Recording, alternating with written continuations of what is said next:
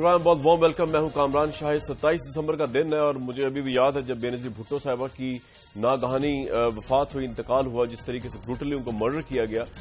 وہ دن پورے پاکستان میں غم کا دن تھا اور سندھ سے لے کر پنجاب تک جو ہے وہ لوگوں نے اس کو پروٹیسٹ کیا. بے نظیر بھٹو صاحبہ کی بے انتہا فالنگ شپ ہے, لیکن آبویسلی جب آبجیکٹیولی انالیسس کیا جائے گا تو دیکھا جائے گا کہ جو میراث وہ پیچھے چھوڑ کے گئی ہیں, سیاسی میراث آبجیکٹیولی اسپیکنگ, وہ کتنی کریڈیبل ہے. اس میں ان کے سب سے بڑا جو یارڈ سٹک ہے میرے نزدیک, رائٹلی اور رانگلی, وہ یہ کہ انہوں نے اپنے لوگوں کے لیے کیا کیا. کیا جس سلوگنز کو انہوں نے اپنی پارٹی کا حصہ بنایا, تقاریر کا, انتخابی جلسوں کا, جس میں تعلیم, امپاورمنٹ, خواتین کی, بچوں کی, یوتھ کی, کیا اس کو اپنے علاقے تک جو کہ ان کا گڑھ ہے, لاڑکانہ ان کا شہر ہے, ان کا صوبہ ہے سندھ, وہاں تک بھی اس کو ٹرانسفر کیا یا ٹرانسفارم کیا یا نہیں کیا. یہ میرے نزدیک سب سے بڑا پیرامیٹر ہے چیک کرنے کا کسی بھی لیڈر کی گریٹنس کو, اس کی کریڈیبلٹی کو, اس کی پرفارمنس کو. ریگارڈلیس آف دیٹ, ہم اس پہ ہی بات کریں گے, لیکن ریگارڈلیس آف دیٹ بے نظیر بھٹو صاحبہ بہت قابل احترام ہے اور ان کی جو اسٹرگل ہے ڈیموکریسی کے لیے, ان کی جو اسٹرگل ہے اپنے والد کی پارٹی کو, لوگوں کی پارٹی کو, پاکستان پیپلز پارٹی کو آگے تک بڑھانے کے لیے, وہ بھی ان میچیبل, ان پیرلل پاکستان کی پولیٹیکل تاریخ کی. ان دونوں چیزوں پہ بات کریں گے. کیا سیاسی میراث انہوں نے پیچھے چھوڑی, ان کے اپنے علاقے جو ہیں وہاں پر بیسک انفراسٹرکچر کی کیا حالات ہیں, دکھانے کی کوشش کریں گے آپ کو اس پروگرام میں. آج کا دن بے نظیر بھٹو صاحبہ کا تھا اور ہے, لیکن اس کو ڈومینیٹ کیا دو تقاریر نے, اور دونوں کا تعلق بے نظیر بھٹو صاحبہ کے خاندان سے ہی ہے. ایک ان کے بیٹے کی تقریر تھی بلال بھٹو زرداری صاحب کی جو اب چیئرمین ہے, اور ایک شریک چیئرمین جناب آصف علی زرداری صاحب کی تھی. اس سے پہلے گیسٹ کا آپ سے تعارف کراؤں, زرداری صاحب کی اسپیچ آپ کو سناتا ہوں. انہوں نے کھلے الفاظوں میں پاکستان کی ملٹری اسٹیبلشمنٹ کو جو ہے ایک دفعہ پھر جو ہے وہ نشانہ بنایا, اور اب کی دفعہ انہوں نے نواز شریف صاحب کو بھی اتحاد کی پیشکش کی ہے.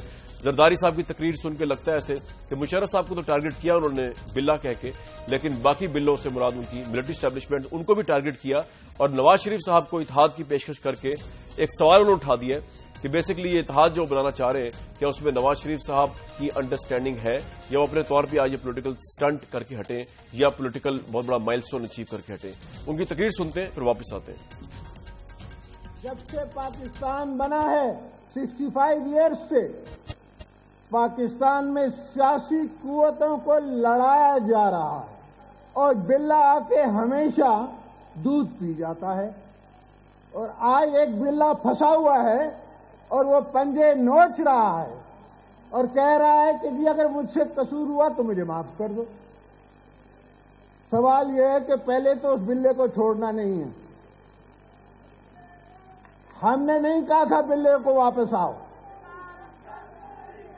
اب آیا ہے بلا تو قانون پوچھے گا اس سے, اور ایک دفعہ تو کسی نے قانون نے کسی سے پوچھنا ہے کہ آئندہ کسی بلے کو یہ ہمت نہ ہو کہ وہ دوبارہ پاکستان پہ, اس عوام پہ اپنی داستان سنا کے, اپنا ڈرامہ نچا کے آ کے قبضہ کر لے. تو یہ میرے دوستو میرا جواب ہے کہ اگر ان بلوں سے لڑنا ہے, ہم میاں صاحب کا اس میں ساتھ دیں گے, ساتھ کھڑے ہوں گے. یہ مذاق نہیں ہے کہ آپ نے ایک پرائم منسٹر کو ہتھکڑی ڈال دی, یہ مذاق نہیں ہے کہ آپ گھسیٹ کے جب آئیں مرضی آئے آپ کی, آپ گھسیٹ کے پرائم منسٹر ہاؤس سے لوگوں کو بے عزت کر کے نکالیں اور پھر ان کو جیلوں میں ڈال دیں اور کہیں کہ جی یہ ضرورت تھی, مجھے ہائی جیک کر رہے تھے. ڈرامہ تھا وہ, سوا ڈرامہ تھا وہ, صاف ڈرامہ کیا گیا تھا. 4:15 بجے ہمیں جیلوں میں پتا پڑ گیا تھا کہ فوج موو ہو گئی ہے, اور پلین تو 6:30 بجے لینڈ ہو رہا تھا.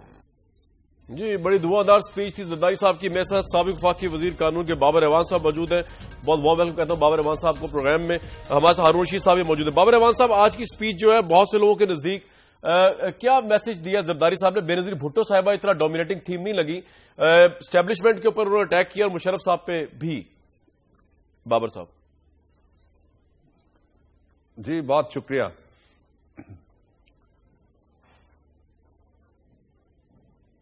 جی بہت شکریہ.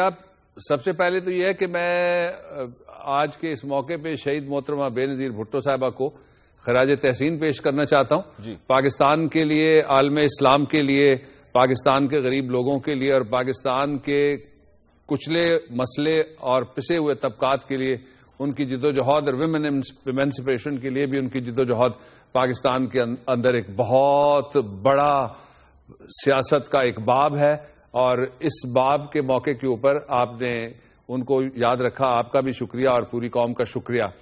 دوسرا، جہاں تک آپ کے سوال کا تعلق ہے، میں ایک اضافہ کرنا چاہتا ہوں۔ جو کہا گیا بلوں کے بارے میں، کچھ سیاسی بلیں بھی ہیں۔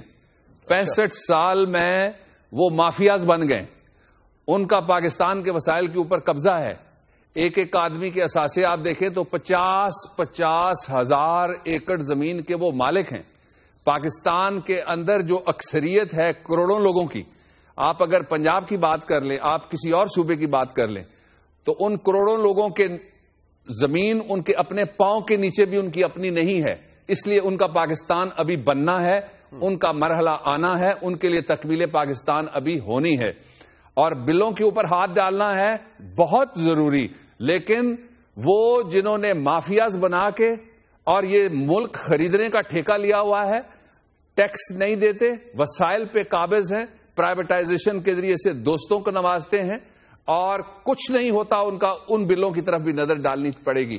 دوسری بات جو میں کہنا چاہتا ہوں، جو امپورٹنٹ بات ہے، وہ یہ ہے کہ آج محترمہ بے نظیر بھٹو پاکستان کے اندر جو خلا پیدا کر کے گئی ہیں، اس کو عمران صاحب ایک طرح سے ایک سیاسی جماعت بنانے میں لگے ہوئے ہیں، لیکن وہ خلا جو فیڈریشن کی سیاست کا ہے وہ موجود ہے اپنی جگہ پہ، اور صرف ایک صوبہ جو 12 کروڑ لوگوں کا صوبہ ہے، اس کے اندر اگر سارے وسائل کا ارتکاز ایک شہر کے اندر آپ کر دیں گے، تو پھر میں سمجھتا ہوں کہ نئی طرح کے بلے مارز وجود میں جو آ رہے ہیں ان کی طرف بھی دھیان کرنے کی ضرورت ہے۔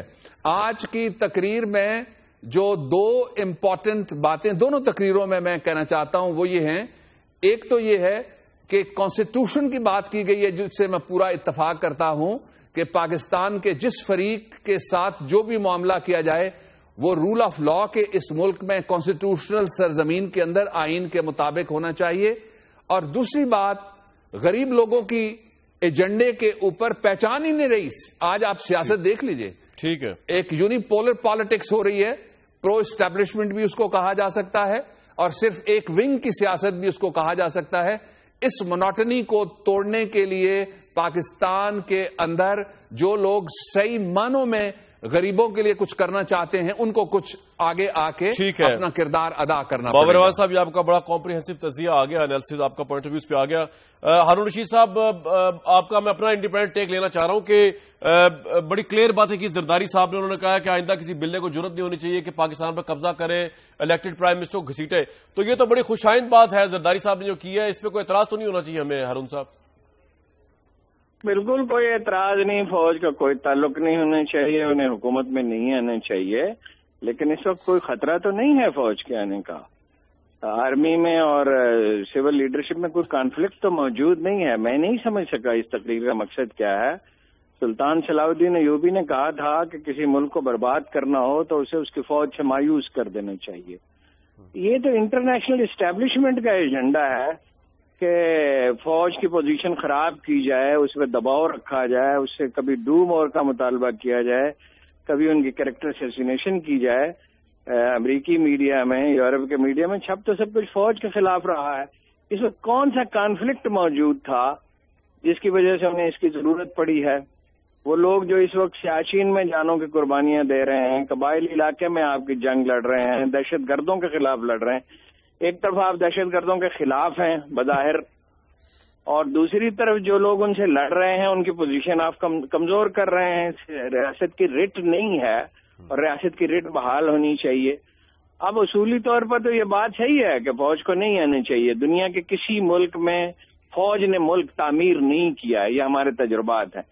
لیکن یہ کون سیاستدان ہیں؟ بھٹو صاحب جو ہیں وہ ایوب خان کو ایشیا کا ڈگال کہتے تھے، صلاح الدین ایوبی کہتے تھے، اور ان کی پارٹی کے سیکرٹری جنرل تھے، ان کے وزیر خارجہ رہے، جب نکال دیے گئے تو ان کے مخالف ہوئے۔ یہ ٹھیک ہے، اس کے بعد انہوں نے اسٹیبلشمنٹ کی مخالفت کی۔ اور نواز شریف صاحب جو ہیں وہ تو پیدا ہی فوج کی گود میں ہوئے، وزارت ہی فوج نے دی، ایجنسیوں نے پروموٹ کیا، 88 کے الیکشن میں فوج اور ایجنسیاں ان کے پیچھے کھڑی ہوئی تھی۔ فوج اور سول میں لڑانے کی کیا بات ہے؟ سول کی بالادستی ہونی چاہیے. فوج نے اس بات کو سمجھ لیا ہے, پیچھے ہٹ رہی ہے, مگر کیسے؟ دنیا بھر کی تاریخ. ہارون صاحب, بھٹو صاحب کا تو بھٹو صاحب تو خیر فوج کے ہاتھوں تختہ دار پہ بھی چڑھ گئے نا, بڑی کنٹری. میں ذرا ختم ایک گزارش کر لوں. یہ مقصد حاصل ہوگا organise democratic modern political party سے.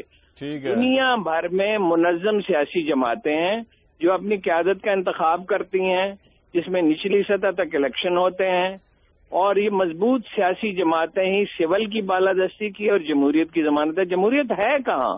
یہ تو خاندان ہیں, مافیاز ہیں. ذرا وہ انہوں نے کہا لوٹ کے کھا جاتے ہیں. لوٹ کے تو زرداری صاحب کھا گئے, لوٹ کے تو نواز شریف صاحب کھا گئے. جنرلوں نے بھی کرپشن کی, ان کے خلاف کارروائی ہونی چاہیے. رہی مشرف کی بات, تو اس کے خلاف تو کارروائی ہو رہی ہے اور ہونی چاہیے, اور کوئی اسے روک نہیں رہا. اچھا, مجھے ایک بات بتائیے ہارون صاحب, آپ کو یا پاکستان کو کہ پڑھے لکھے لوگوں کو اس بات پہ کوئی اعتراض ہونا چاہیے کہ اب بلاول بھٹو آنا چاہے اگر سیاست کو؟ آج انہوں نے اسپیچ کی اور بڑی انہوں نے جارحانہ اسپیچ کی. عمران خان صاحب کو انہوں نے بزدل خان کہا اور کہا کہ حکیم اللہ محسود کی محبت یا غم میں جو ہے وہ نیٹو سپلائی لائن روکی ہوئی ہے. عمران خان صاحب, آپ کو لگتا ہے کہ یہ پاکستان میں اچھا ٹرینڈ ہے کہ نئی نسل جو ہے لیڈران کی وہ آگے آ رہی ہے؟ اس پہ آپ کو کوئی اعتراض تو نہیں ہونا چاہیے کہ ہے اعتراض؟ بلاول بھٹو کے سیاست میں آنے پہ ہمیں کیا اعتراض ہو سکتا ہے؟ ہر شہری کا یہ حق ہے کہ وہ سیاست میں آئے, ٹھیک ہے, اپنا رول پلے کرے. مجھے نہیں لگتا کہ وہ اپوزیشن لیڈر بنیں گے, مجھے نہیں لگتا کہ وہ وقت دیں گے. ان کے والد گرامی تو عدالت تک جانے کی تاب نہیں رکھتے, وہ اسمبلی میں کیسے جایا کریں گے؟ میری سمجھ میں نہیں آتا. اور ان بچگانہ باتوں سے نہیں ملک تعمیر ہوتے. ملک کو منظم سیاسی جماعتیں چاہیے. جمہوری سیاسی جماعت اصل ادارہ ہے, پھر اس سے پارلیمنٹ طاقتور ہوتی ہے, پھر کیبنٹ پالیسی میکنگ کرتی ہے, اور کیپٹن کا رول ادا کرتا ہے وزیر اعظم. یہ شوبدہ بازی ہے, یہ ایموشنل ایکسپلائٹیشن ہے, یہ لوگوں کو اکسانے کی کوشش ہے. دامن ان کے آلودہ ہیں, دولت ان کی ملک سے باہر پڑی ہے, پارٹیوں پر یہ مافیاز کی طرح مسلط ہیں. وہ مشرف مقدمہ چلنا چاہیے تو زرداری صاحب نے کیوں نہیں چلایا؟ ٹھیک ہے, اور اسے گارڈ عوارض دے کے کیوں؟ بابر اعوان صاحب سے پوچھ لیتے ہیں. بابر اعوان صاحب, آپ تو وزیر قانون رہے, ایسی کیا ہچ تھی گورنمنٹ کی کہ مشرف صاحب پہ اس وقت مقدمہ نہیں چلا اور آج زرداری صاحب بباغ دہل جو ہے وہ ان کو مخاطب کر کے کہہ رہے ہیں کہ بچ کے نہیں جانا چاہیے, نواز شریف صاحب سے بھی استدعا کر رہے ہیں؟ جی بابر صاحب, آپ کو یاد ہے کہ اس مقدمے کی بازگشت ایک دفعہ آئی تھی, اور جو موجودہ اس وقت کے آپ کے پاکستان کے وزیر داخلہ ہیں وہ ایک قرارداد لے کے بھی ایوان کے اندر آ گئے تھے. جی, میں پورے پس منظر میں چونکہ شریک تھا اس لیے میں آپ کو بتا دیتا ہوں. آپ کو یاد ہے کہ انہی دنوں کے اندر اندر ہمیں مولانا چھوڑ گئے تھے. آپ کو یہ بھی یاد ہے کہ انہی دنوں کے اندر اندر ایم کیو ایم نکل گئی تھی. جی, آپ کو یاد ہے کہ انہی دنوں کے اندر فاٹا والوں نے بھی جانے کا اعلان کر دیا تھا. اور آپ کو یہ بھی یاد ہے کہ پاکستان پیپلز پارٹی کے پاس 126 سیٹس تھیں, اور پرائم منسٹر بننے کے لیے پارلیمنٹ میں 172 سیٹوں کی ضرورت ہوتی ہے, 171 بات پہ ٹائی ہو جاتی ہے, اور ہمارے پاس اکثریت نہیں تھی. ایک بات. دوسرا, میں یہ اعتراف کرتا ہوں اس بات کا اور قوم کے سامنے تصدیق کرتا ہوں کہ میں نے ہمیشہ سیاسی مقدمات کی مخالفت کی. کیا آپ سمجھتے ہیں کہ آج یہ کوئی جینون مقدمہ بنا ہوا ہے؟ ہونا چاہیے ٹرائل, لیکن جو پروسیکیوٹرز لگائے گئے ہیں وہ پارٹی نہیں ہے کیا؟ اور جو پروسیکیوٹرز لگائے گئے ہیں ان کو پرائم منسٹر نے پروسیکیوٹر لگانے سے 24 گھنٹے پہلے ہیلی کاپٹروں میں بٹھا کے ساتھ سیریں نہیں کرائیں؟ اور کیا اس بات سے کوئی انکار کر سکتا ہے کہ اوریجن کے اعتبار سے جو بینچ بنا ہے اس کے 2 ججز ان کا تعلق ایک صوبے سے, اوریجن کے اعتبار سے میں کہتا ہوں, ادروائز میرے لیے بڑے قابل احترام ہے.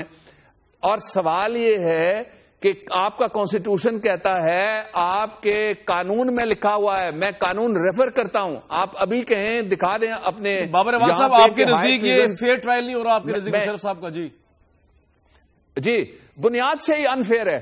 اس کا سبب ہے پروسیجر انفیئر ہو گیا. پروسیجر انفیئر اس لیے ہو گیا کہ آپ کے کانسٹیٹیوشن اور ہائی ٹریزن پنشمنٹس ایکٹ 1973 میں ڈیٹ لکھی ہوئی ہے کہاں سے شروع ہوگا. جب بھی ہائی ٹریزن پنشمنٹ کا کوئی مقدمہ آئے گا تو کہاں سے شروع ہوگا.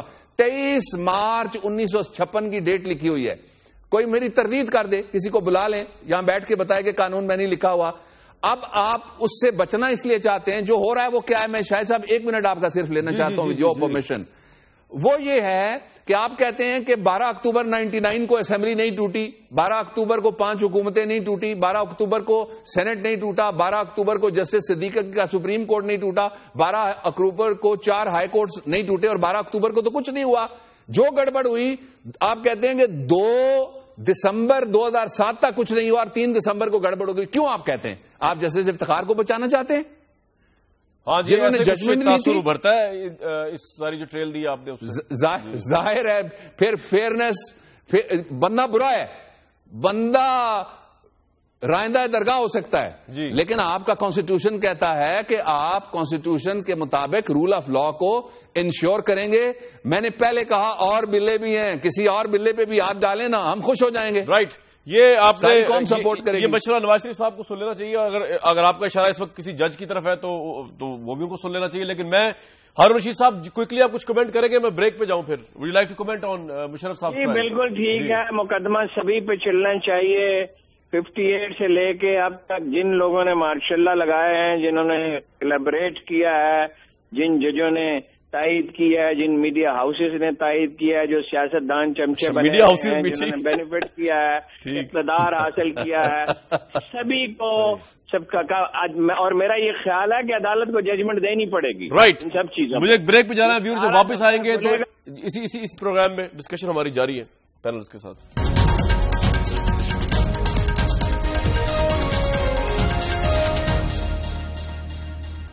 اس پروگرام بہت بہت ویلکم بیک. بریک پہ آنے سے پہلے بابر اعوان صاحب نے بڑی امپورٹنٹ بات بتائی کہ مشرف صاحب کا ٹرائل ان کی حکومت اس لیے نہیں کر سکی کہ جب ٹرائل کی بات آئی تو مولانا فضل الرحمان، ایم کے، فاٹا، یہ سب چھوڑ کے جا رہے تھے حکومت، اور حکومت جو تھی وہ شاید نہ رہتی. تو پوچھیں گے بابر صاحب سے یہ بھی کہ اب ایسا کیا چینج آیا کہ 2/3 اکثریت کی وجہ سے سب کچھ ہوا ہے، یا چینج آف کمانڈ جو آ گئی ہے پاکستان ملٹری کے اندر، اب کیانی صاحب نہیں بلکہ جنرل راحیل شریف صاحب جو ہے chief of the army staff, اس وجہ سے ہوا ہے. لیکن ہمارے ساتھ قصوری صاحب موجود ہیں. obviously آپ جانتے ہیں ویورز کے مشرف صاحب کا کیس لڑنے. قصوری صاحب کو میری آواز آ رہی ہے؟ جی جی حضور، آج زرداری صاحب نے جو ہے وہ مشرف صاحب کو بلہ کہا ہے، اور کہا ہے کہ بلے، اور نواز شریف صاحب کو کہا ہے کہ ہم آپ کے ساتھ ہیں، اس بلے کو چھوڑنا نہیں ہے کیونکہ اس نے ملک و قوم کے ساتھ جو ہے وہ مذاق کیا اور ملک و قوم کا قبضہ کیا، اور اس طرح کے تمام بلوں کو جو آئندہ اقتدار میں نہیں آنے دینا. obviously ملٹری اسٹیبلشمنٹ کی طرف ان کا اشارہ تھا. تو اب تو زرداری صاحب کی بھی سپورٹ ہے جناب نواز شریف صاحب کو، مورل بھی، سیاسی بھی. آپ کے کلائنٹ کے خلاف کیسا فیل کر رہے ہیں آپ اس وقت قصوری صاحب، ہائی یا لو؟ دیکھیں، بات یہ ہے کہ کسی جرنلسٹ کو کوئی زیادتی ہو جائے تو سارے پاکستان کے جرنلسٹ اکٹھے ہو جاتے ہیں، چاہے اس کا نام اللہ بچائے ہو اور سخت سے اس کا تعلق ہے، سارے جرنلسٹ اکٹھے ہو جاتے ہیں. اور اگر کسی وکیل کے ساتھ پولیس والا زیادتی کرے اور یا جج جاسوسی کرے، سارے وکیل پاکستان کے اکٹھے ہو جاتے ہیں. جی. اب جرنلسٹ ہیں، ان کے پاس جو طاقت ہے ان کے پاس پین ہے اور وکیلوں کے پاس زبان ہے. لیکن ایک برادری ہے جس کا نام ہے افواج پاکستان، جہاں رائی نہیں رہتا، جاٹ نہیں رہتا، نہ وہاں بلوچی ہوتا ہے، نہ سندھی ہوتا ہے، نہ پنجابی ہوتا ہے. وہ افواج پاکستان ہے اور ان کا مرنا جینا سانجا ہے اور ان کا نسب العین ہے غازی یا شہید. اور یہ اگر لائرز اپنی عزت کے لیے کسی کھڑے ہو جاتے ہیں، کسی لائر کے ساتھ زیادتی ہو یا جرنلسٹ کھڑے ہو جاتے ہیں، تو ان کے پاس قلم ہے، دوسری کا زبان ہے، لیکن اس برادری کے پاس بندوق ہے. تو قصوری صاحب آپ یہ کہہ رہے ہیں کہ ملٹری جو ہے وہ بیسیکلی بندوق اٹھا سکتی ہے مشرف صاحب کو بچانے کے لیے اس ٹرائل سے؟ نہیں، میں یہ نہیں کہہ رہا. میں صرف بتا رہا ہوں کہ جو حقیقت ہے، میں انفلوئنس نہیں ڈرا کر رہا، وہ آپ کر رہے ہیں. میں تو صرف حقیقت بتا رہا ہوں کہ اگر اسی جرنلسٹوں کے پاس طاقت ہے، قلم کی اکٹھے ہو جاتے ہیں. میں سمجھ گیا آپ کی بات. قصوری صاحب میرے ساتھ ہی رہیے سر، یہ بڑا امپورٹنٹ پوائنٹ ہے. رانا ثناء اللہ صاحب بھی ہمارے ساتھ موجود ہیں. رانا صاحب 2 سوال ہیں. جی بالکل، یہ آپ نے رانا صاحب صرف 2 سوال ہے میرے آپ سے. پہلا سوال یہ کہ قصوری صاحب یہ کہہ رہے ہیں کہ صحافی برادری ہو یا لائر برادری، ہر برادری دوسرے کو سپورٹ کرتی ہے. تو بادی النظر میں اگر مشرف صاحب کے خلاف ٹرائل جو ہے وہ کہیں ادھر ادھر گیا توقعات سے برعکس، تو پھر فوج کے پاس بندوق ہے. What's your take on it Rana صاحب؟ قصوری صاحب کو کیا کہیں گے آپ؟ نہیں دیکھیں، یہ ٹھیک ہے، قصوری صاحب کا ایک اپنا نقطہ نظر ہے، لیکن برادری سپورٹ کرنا جو ہے وہ ایک علیحدہ بات ہے. لیکن ایک ایسے عمل کو جو ہے وہ ملک کے آئین کے خلاف ہو، ملک کے قانون کے خلاف ہو، اس طرح تو پھر ہر ملزم جو ہے وہ کہے گا جی اس کے پیچھے کوئی نہ کوئی برادری ہوتی ہے، تو پھر تو ہر برادری جو ہے وہ ہر ملزم کی پشت کے اوپر کھڑی ہو تو پھر تو کسی کو جو ہے وہ انصاف نہ مل سکے. اس لیے فوج میں جو لوگ یعنی فوج کا حصہ تھے اور حصہ ہوتے ہوئے اگر انہوں نے کوئی انلیگیلٹیز کمٹ کی ہیں تو اس کے بعد جب ان کو احتساب کے یا انصاف کے کچہرے میں پیش کیا گیا ہے تو فوج نے ایز انسٹیٹیوشن جو ہے وہ کبھی بھی ریئیکٹ نہیں کیا. یہ اس کی آپ جو ہے وہ پچھلے 65 سالوں میں کئی اس کی مثالیں جو ہے وہ ہو سکتی ہیں. یہ پچھلے دنوں میں سپریم کورٹ میں بھی. ایک بات بتائیے رانا صاحب، آج کی اسپیچ ہے زرداری صاحب کی، انہوں نے کہا ہے کہ جی ملٹری اسٹیبلشمنٹ کی طرف اشارہ کیا اور نواز شریف صاحب سے کہا کہ ہم آپ کے ساتھ ہیں. آپ یہ جو بلے ہیں ملٹری اسٹیبلشمنٹ کی طرف کا واضح اشارہ ہے. ان کو آپ یعنی کہ ایسا لاہ عمل اختیار کریں کہ آئندہ کبھی بھی اقتدار پہ نہ آ سکے، ملٹری اقتدار میں نہ آ سکے، پرائم منسٹر کو گھسیٹ کے باہر نہ نکالا جائے. تو زرداری صاحب کی اسپیچ کو تو خیر سگالی کے طور پہ دیکھے کہ مسلم لیگ نون بڑی سپورٹ دی انہوں نے آج آپ کو. جی بہرحال یہ اسپیچ جو انہوں نے کی ہے یہ بالکل اس میں جو ہے وہ انہوں نے جمہوریت سے متعلق بات کی ہے کہ جمہوریت کو جو ہے وہ اسٹرینتھن کیا جائے. لیکن اس میں ایک اور بات بھی ہے کہ جنرل مشرف کے خلاف جو حکومت نے کرنا ہے وہ تو اس نے کر دیا ہے. آرٹیکل 6 کے تحت مقدمہ قائم کرنا تھا اور اس خاصا جو اویلیبل پروفس ہیں ان کے ساتھ جو ہے عدالت میں پیش کرنا تھا. اب عدلیہ آزاد ہے، عدلیہ اس کو بری کرنا چاہے بری کر سکتی ہے، سزا دینی چاہے سزا دے سکتی ہے. جو حقائق اور ایویڈنس کے مطابق ہوگا اس کا فیصلہ ہو جائے گا. اب اس میں حکومت نے تو جو لیکن رانا صاحب ہمارے ساتھ بڑے ہی محترم ہیں ہمارے سابق وفاقی وزیر بابر اعوان صاحب، وہ بھی اور بہت سے لوگ سمجھتے ہیں کہ یہ جو آپ نے ججز کا جو بینچ بنا ہے اور یہ جو ٹرائل ہو رہا ہے یہ فیئر نہیں ہے. مثلا ابھی بابر اعوان صاحب نے کہا کہ 2 ججز جو ہیں وہ ایک اوریجن سے ہیں صوبے کے. اس کے علاوہ جو ڈیٹ ہے آپ نے 12 اکتوبر کی فکس نہیں کی. اس کے علاوہ بہت سی چیزیں جو بابر صاحب بھی دوسرے لوگ بھی اٹھاتے ہیں. تو اس کی طرف بھی آپ نے دیکھا ہے کہ میڈیا ٹرائل لگ رہا ہے، انفیئر ٹرائل لگ رہا ہے بہت سے لوگوں کو. دیکھیں بات یہ ہے کہ کامران شاہ صاحب اب ہر آدمی کو تو یہ اختیار نہیں دیا جا سکتا کہ اگر ایک خصوصی عدالت کا قیام جو ہے وہ عمل میں آنا ہے تو وہ ہر آدمی جو ہے وہ اپنی مرضی سے یا اس کے مشورے سے جب دیا جائے. آئین میں یہ درج ہے کہ چیف جسٹس آف پاکستان جو متعلقہ صوبے کا چیف جسٹس ہے اس سے وہ جو ہے وہ 2 نام لے گا اور ان میں سے جو ہے وہ 3 لوگوں کا جو ہے وہ بینچ. سر آپ ایک منٹ میرے ساتھ رہیے. آئینی طور پہ قانونی طور پہ جو ہے وہ اس کے اوپر عمل کیا جائے. صاحب قصوری صاحب واٹس یور ٹیک؟ وہ کہہ رہے ہیں فوج کبھی بھی انسٹیٹیوشن کے خلاف جا کے نہیں کرتی کوئی کام.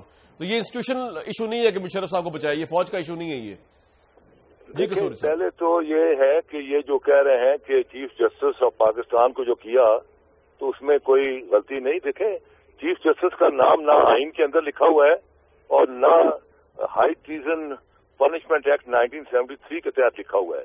یہ چیف جسٹس کو جو روٹ بنایا گیا اور اس نے آگے بھیجے نام ڈفرنٹ ہائی کورٹس کو، تو یہ تو پہلی بنیاد ہی جو ہے نیو ہی ٹیڑھی لگ گئی. وہ کہتے ہیں خشتے اول رائٹ بابر تو آسمان تک دیوار لے جائے ٹیڑھی. اس کو آپ نے ایک ایسے چیف جسٹس کے پاس ریفر کر دیا جس کا کہ باعث، جس کا کہ ٹکراؤ، جس کی کہ کھندک جو ہے کوئی ڈھکی چپی نہیں پوری دنیا کو پتا ہے. اور اس نے جو جس کے چوائس کے جو لوگ آئے وہ بھی سامنے آ گئے. ٹھیک ہے. یہ جو ہے اپنے فیصل عرب صاحب ہیں، ان کا یہ فیصلہ آلریڈی ان کے الیکشن ٹریبیونل میں جو سندھ کی بنی اس میں جو جنرل مشرف کے پیپر ریجیکٹ کیے تو انہوں نے 31 جولائی 2009 کے فیصلے کو بنیاد بنا کے ان کے پیپر ریجیکٹ کیے. اور یہی فیصلہ جو ہے یہ اس کمپلینٹ کا جو ہے بنیاد ہے. اپنا مائنڈ دے چکے ہوئے ہیں. یہ اپنا مائنڈ دے چکے ہیں، وہ پریجوڈسٹ ہے آپ کے نزدیک. دوبارہ ان کے پاس یہ میٹر نہیں جانا چاہیے. ٹھیک ہے. بابر اعوان صاحب، رانا ثناء اللہ صاحب کہہ رہے ہیں کہ جی کسی کو ہر ایک کو اختیار نہیں دے سکتے ہم کورٹ میں آنے کا. تو آپ کے اعتراضات اپنی جگہ پہ، کوئی فردر اعتراض کرنا ہے آپ نے پھر رانا صاحب سے میں اجازت لوں. جی بابر صاحب. دیکھیے میں نے I am not holding brief for him. آپ ان کے جو کہ وکیل صاحب ہیں وہ اپنا نقطۂ نظر بیان کریں گے. میں نے تو کانسٹیٹیوشنل اور لیگو کانسٹیٹیوشنل کامنٹ کیا اور میں یہ ریکارڈ درست کرنے کے لیے یہ بات کہہ دیتا ہوں کہ ہائی ٹریزن پنشمنٹس ایکٹ بنا ہے under article 6 of the constitution اور اس میں جو صرف ایک امینڈمنٹ ہوئی ہے 1973 کے اوریجنل کانسٹیٹیوشن میں، وہ 18th کانسٹیٹیوشنل امینڈمنٹ میں جب میں لا منسٹر تھا اس وقت ہوئی تھی. اور وہ ہے 2A کا اضافہ اس کے اندر ہوا جس میں کہا گیا کہ اگر کوئی ہائی کورٹ کا جج یا سپریم کورٹ کا جج بھی یہ جرم کرے گا تو ظاہر ہے ڈیٹ وہی ہے 23 مارچ 1956، وہ بھی مجرم ہوگا. میں ایک وضاحت یہ بھی کر دیتا ہوں ریکارڈ کے اوپر کہ ایسی کوئی پروویژن نہیں ہے جس کے تحت یہ اختیار دیا گیا ہو سپریم کورٹ کو کہ وہ اس طرح کا کوئی بینچ کانسٹیٹیوٹ کر سکتی ہے. ہاں فیڈرل گورنمنٹ کے پاس پورا اختیار ہے کہ وہ انکوائریز کمیشنز کے آرڈیننس ہے جو ابھی تک چل رہا ہے اس کے تحت ایکٹ بنا بعد میں وہ ویلیڈیشن کے ذریعے سے اس کے تحت وہ لگا سکتی ہے، اور ججز کی تعداد بھی کہیں نہیں لکھی ہوئی. یہ سارا کچھ جو کچھ بھی ہوا ہے کوئی ایکسپیڈنسی ہو سکتی ہے. This is not the constitutional requirement and this is not the legal way. ٹھیک ہے. رانا صاحب لاسٹ سوال ہے میرا آپ سے، پھر آپ سے اجازت لوں گا میں. یہ بتا دیجئے کہ یہ جو مشرف صاحب کے وکیل نے یہ بات بڑے وثوق سے کہی ہے بیرسٹر سیف نے کہ بیسکلی حکومت جو ہے اس کے اہلکار ملے مشرف صاحب کو جا کر ان کو آفر تک کی ہے ملک چھوڑنے کی، لیکن وہ نہیں مانے. از اٹ ٹرو رانا صاحب؟ دیکھیں جی، یہ اب سیف صاحب کی تو اپنی انفارمیشن ہوگی. جہاں تک مجھے اس بارے میں علم ہے اس قسم کا کوئی رابطہ جو ہے وہ حکومت کی طرف سے جو ہے وہ جنرل مشرف صاحب سے نہیں کیا. قصوری صاحب کوئی رابطہ ہوا ہے مشرف صاحب سے؟ جی قصوری صاحب ترلے کر رہے ہیں کہ وہ کسی طرح راضی ہو جائیں اور ملک چھوڑ کر یا دبئی یا لندن چلے جائیں. اچھا. لیکن جنرل مشرف نے کہا ہے کہ میں ہوں کمانڈو، میں نے ایک ہی چیز سیکھی ہے، ٹو کل اور بی کلڈ، اور میں آیا ہوں پاکستان کی عوام کے ساتھ کھڑا ہونے کے لیے، کیونکہ میں نے 8 سال اس ملک کو خوشحالی دی، گڈ گورننس دی. جب میں نے دیکھا کہ یہاں افلاس ہے، جہالت ہے، لوگ اپنے بچوں کو اسی بیچ رہے ہیں، خودکشیاں کر رہے ہیں، تو میں ایک آرڈنری ایک سٹیزن پاکستان کا نہیں ہوں. میں وہ سٹیزن جس نے پاکستان کو صاحب ایک سوال کا جواب دیجیے. تو میں پاکستان کے عوام کے ساتھ کھڑا ہونے کے لیے صاحب یہ آپ کا پوائنٹ آ گیا، رہوں گا پاکستان کے عوام کے ساتھ. یہ آپ کا پوائنٹ آ گیا. لیکن رانا ثناءاللہ صاحب حکومت کے وزیر بڑے ہیں، وہ ڈینائی کر رہے ہیں ایسا کچھ ہوا نہیں. تو آپ نام تو بتائیں نا، حکومت کے کون سے لوگ ملے ان کو مشرف صاحب کو یہ کہنے کے لیے کہ آپ دبئی چلے جائیں، ہماری جان چھوڑ دیں پلیز؟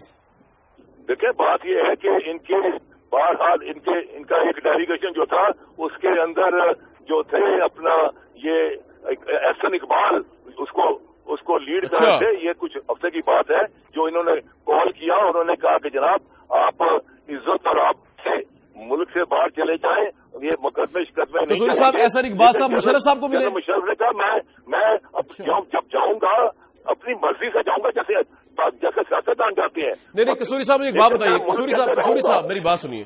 یہ احسن اقبال صاحب جو ہے وہ ڈیلیگیشن بنا کے مشرف صاحب سے ملے اور اسے کہا کہ آپ ملک سے باہر چلے جائیے باعزت.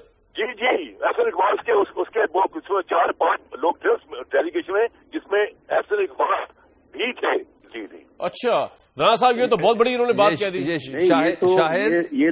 یہ تو کامران صاحب بات بالکل جو ہے وہ واضح ہو گئی. اب احسن اقبال صاحب سے میں بھی رابطہ کرتا ہوں، آپ بھی رابطہ کریں، آپ کے پاس ان کے نمبرز ہیں. سر آپ کا تو فوری رابطہ ہو جائے گا. آپ فوری رابطہ کریں، میں بریک لیتا ہوں. فوری رابطہ لے کے دوبارہ آپ سے بات کروں. جی بابر صاحب. جی بابر صاحب. احسن اقبال دیکھیے میں بابر صاحب کی بات بھی سن لیں. جی بابر رحمان صاحب. جی کامران صاحب میں سارے مسئلے کا حل تجویز کر دیتا ہوں.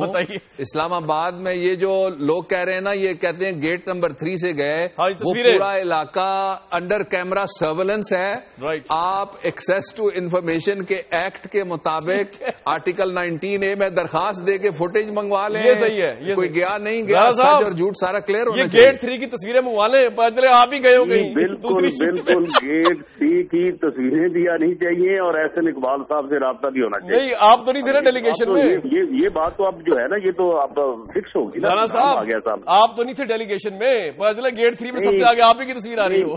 میں تو اپنی انفارمیشن اور یقین کی بنیاد پہ کہہ سکتا ہوں کہ یہ بات غلط ہے. احسن اقبال صاحب اچھا ایسا کرتے ہیں، بریک لیتے ہیں. رانا صاحب آپ بھی رابطہ کریں احسن صاحب سے، میں بھی رابطہ کرتا ہوں اور واپس آتے ہیں پھر اسی پروگرام میں. لے ویورز، قصوری صاحب نے بڑی اہم بات کہہ دی. گیٹ نمبر 3 سے وہ کہتے ہیں احسن اقبال صاحب ملے اور ڈیلیگیشن بنا کے، جس طرح کے IMF کا ڈیلیگیشن ہوتا ہے، نیٹو کا ڈیلیگیشن، بڑا ڈیلیگیشن بنا کے انہوں نے کہا مشرف صاحب سے کہ جناب پلیز آپ دبئی یا لندن چلے جائیں، ہماری جان پہ بنی ہوئی ہے. لیکن مشرف صاحب نے بقول قصوری صاحب انکار کر دیا. انہوں نے کہا میں ملک کو قوم کی خاطر آیا ہوں اور عزت سے یہاں رہوں گا، میرے پہ کوئی ایسا پریشر نہیں. یہ بہت بڑی بات ہے، بہت بڑی خبر ہے. یہ واپس آتے ہیں ایک بریک کے بعد. احسن اقبال صاحب کو لانے کی کوشش کرتے ہیں کہ وہ گواہی دیں کہ یہ بات صحیح ہے غلط ہے، ورنہ گیٹ نمبر 3 کے کیمرے گواہی دے ہی دیں گے. واپس آتے ہیں بریک کے بعد.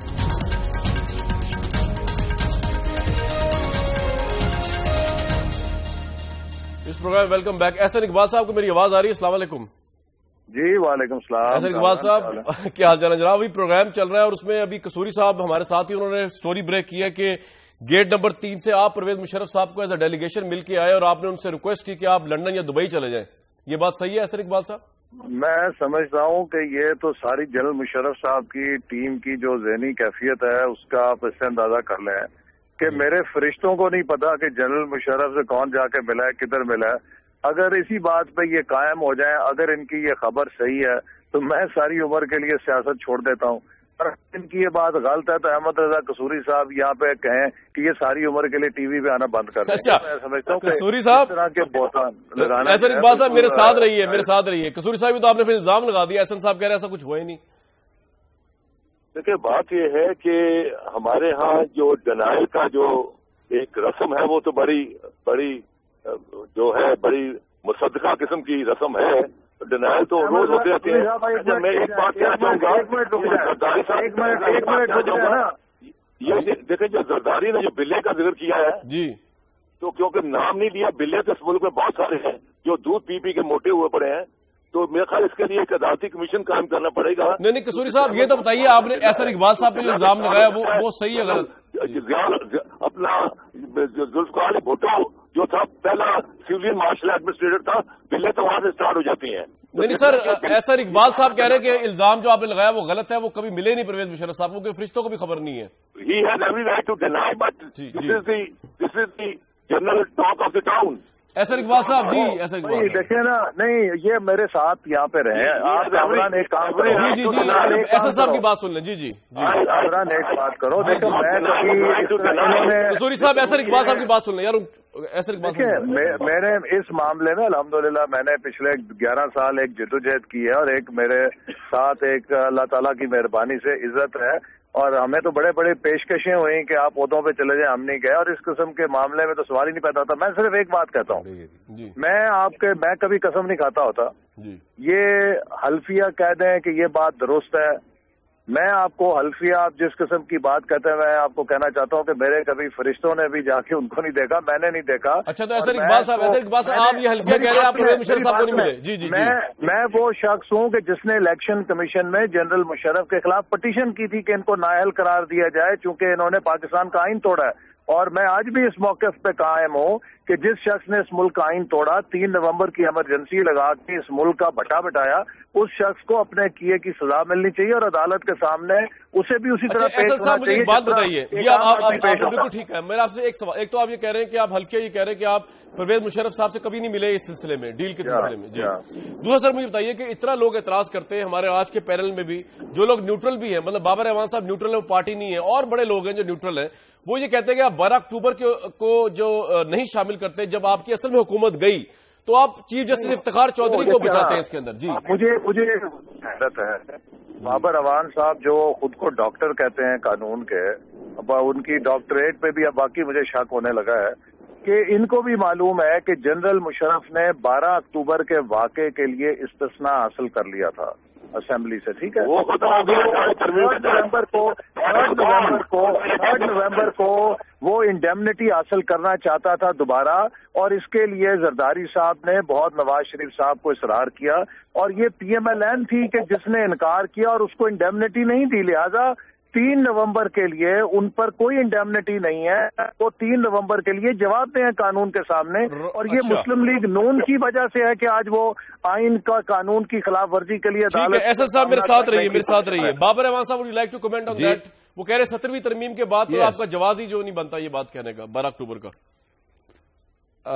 دیکھیے یہ ظفر علی شاہ پٹیشن تھی جس کے حوالے سے ججمنٹ آئی، اور ظفر علی شاہ پٹیشن کے حوالے سے جب 18ویں ترمیم کے اندر آرٹیکل 270AA کو امینڈ کیا گیا تو اس وقت سے جی جو انڈیمنیفیکیشن کہی جا رہی ہے کہ کسی اسمبلی نے دی تھی اس کو ختم کیا گیا، اور عدالتی فیصلہ بھی اس کے ساتھ ہی ختم ہو گیا۔ 2 جگہ پہ یہ لکھی ہوئی ہے ڈیٹ، پرسنل کامنٹس جو ہیں ہمارے مہربان ہیں یہ کرتے رہے ہیں پہلے بھی، اور ان کو میں نہیں اس بات پہ جواب دینا چاہتا، کوئی پرسنل کامنٹ بھی یہ کریں گے، لیکن دوسری بات جو میں کہنا چاہتا ہوں وہ ادھر ادھر نہیں ہونی چاہیے۔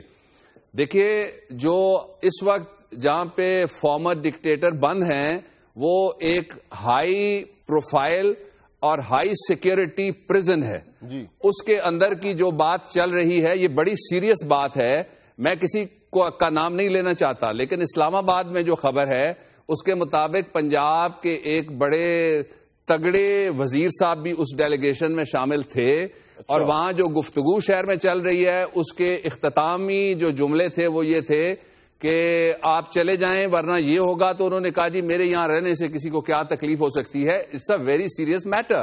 اب آپ کسی کے اوپر کوئی بات کہہ کے اس میں سے بچ نہیں سکتے. اگر کوئی نہیں گیا تو اس پہ میں نے ایک سیدھا فارمولا یہاں پہ رکھا ہے، اور فارمولا یہ ہے کہ آپ ایکسیس ٹو انفارمیشن کے ایکٹ کے مطابق درخواست دے کے وہاں کی جو ویڈیو فوٹیجز ہیں، اور اگر کوئی آڈیو ویڈیو ریکارڈنگ ہے جس کا ذکر کیا جا رہا ہے اس کو بھی بلانا چاہیے. ایک اور جو سب سے امپورٹنٹ بات تھی جس کو ہم کسی طور سے بھی پسے پشت نہیں ڈال سکتے، وہ بات یہ ہے کہ مجھے کوئی پہلے بھی آپ نے جن سے بات کی وزیر صاحب تھے پنجاب کے، اب وفاقی وزیر صاحب ہیں، کوئی بتا دے، آج نہیں تو کل بتا دے کہ کانسٹیٹیوشن میں یہ کہاں لکھا ہوا ہے کہ جسٹس افتخار ایک بینچ بنائے گا. کانسٹیٹیوشن میں کہاں لکھا ہوا ہے جسٹس افتخار ججز کو نامینیٹ کرے گا. کانسٹیٹیوشن میں کہاں لکھا ہوا ہے کہ ایک ہی آریجن کے 2 ججز ان کو جسٹس افتخار ڈھونڈے گا.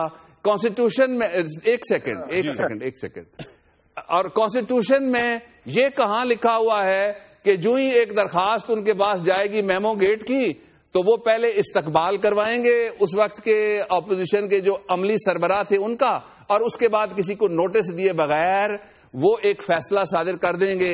الیکشن کی درخواست جائے گی تو وہ فیصلہ صادر کر دیں گے. دیکھیں جی، احتساب ضرور کیجئے، سب کا احتساب ہونا چاہیے. اس ملک میں صرف سیاست کاروں کا، سیاست دانوں کا، سیاسی ورکروں کا احتساب ہوا ہے، ججز کا بھی ہونا چاہیے. پاکستان پیپلز پارٹی کے لوگوں کو ایک سیکنڈ مجھے ذرا بات کرنے دیجیے، بات چھیڑی گئی ہے تو تھوڑی سی سن لیں. اچھا، جو اگلی میں بات کہنا چاہتا ہوں وہ یہ ہے کہ آپ کیوں مقدس گائے سمجھتے ہیں ایک ایسے شخص کو جو آر اوز اور ڈی آر اوز سے بات کرتے رہے، اور ان کے عزیزوں میں سے یہ ذکر چل پڑا ہے کہ جناب ملنے کے لیے جاتے ہیں لوگ، اور این آر او 3 اس کو میں کہتا ہوں اگر کوئی ملنے کے لیے گیا، اگر کوئی نہیں گیا تو بات ختم ہو جائے گی. ٹھیک ہے سر، یہ آپ کا پوائنٹ آ گیا. فوٹیج ضرور سامنے آنی چاہیے. این آر او پہلا جدہ والا تھا، دوسرا ہمارا تھا این آر او جس کو میں ہمیشہ سپورٹ کرتا رہا، آج بھی کرتا ہوں. این آر او خفیہ نہیں رہنا چاہیے. یہ بات ان کو 5 سال موقع ملا، انہوں نے تو جنرل مشرف کے خلاف کوئی کارروائی نہیں کی. حتیٰ یہ کہ بے نظیر بھٹو صاحبہ کے قاتلوں کا بھی کوئی یہ کام نہیں کر سکے.